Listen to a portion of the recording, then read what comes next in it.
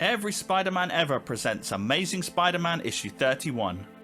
Those mysterious purple men who we've been meeting many times before are working for the Master Planner and stealing radioactive devices and escaping by helicopter. At least they would be escaping if Spider-Man didn't interrupt. The purple men fire gas at Spidey, but he just holds his breath, relying on his superhuman constitution to survive. And since they can't beat Spidey in a fair fight, the men dump their spoils into the water below. And, unspotted by Spider-Man, those spoils are picked up and taken to an underwater base. On the helicopter, the gas is starting to get to Spidey, so he ends the fight quickly by throwing the door of the helicopter at the rotor blades and bringing the whole thing down into the water. Spidey tries to rescue the purple criminals, but finds them escaped. In the underwater base, the Master Planner is frustrated by Spider-Man. By accident, Spidey is ruining all of the Master Planner's master plans. Later, Peter Parker is off to register at his new college, saying goodbye to May, who's feeling very ill but refusing to worry her nephew. So he registers, signs out books, and gets insulted by Flash Thompson, all while oblivious to his aunt's health. But it becomes very clear when he returns home after she faints and is rushed into hospital. Despite May urging Peter to rest for his first day of school, he spends the whole night worrying, and so he's exhausted at college the next day. Flash Thompson meets fellow students Harry Osborn and Gwen Stacy, but when they all try to say hi to Peter, he's still full of worry and exhaustion, and he blanks the trio. It's a terrible first impression, and Harry starts spreading rumours that Peter is cold to everybody. Gwen's starting to develop a crush though. In science class, Harry and his gang decide to play a prank to take Peter down a peg or two. They replace his inert chemicals with something showy, getting him in trouble with the professor. Peter doesn't even realise it's a prank though, thinking he must have just used the wrong chemical while in his own head. Feeling sorry for Peter, Gwen encourages Harry to invite Peter for sodas, but he blanks them again as he races to see Aunt May. At the hospital, Peter is told that the doctors still don't know what's wrong, and at home, bills are piling up. How can he possibly afford all this healthcare? He briefly considers dropping out of school, but decides on more immediate action. So he swings off as Spider-Man, looking for crime to photograph and sell pictures of, but he finds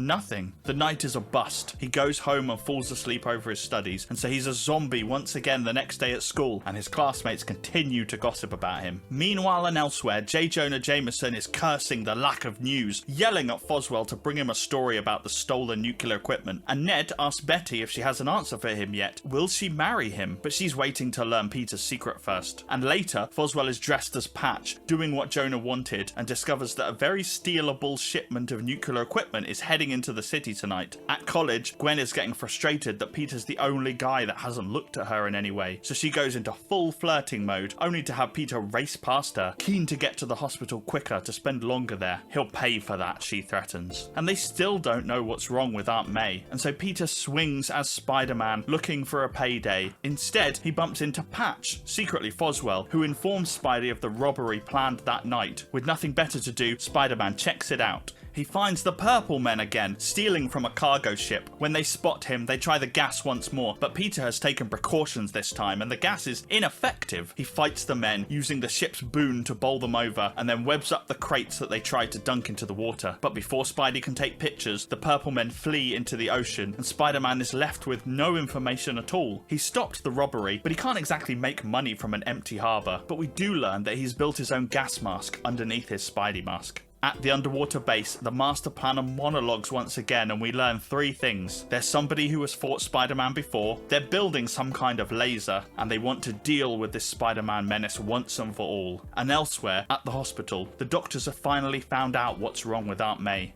and it means that she's going to die very soon.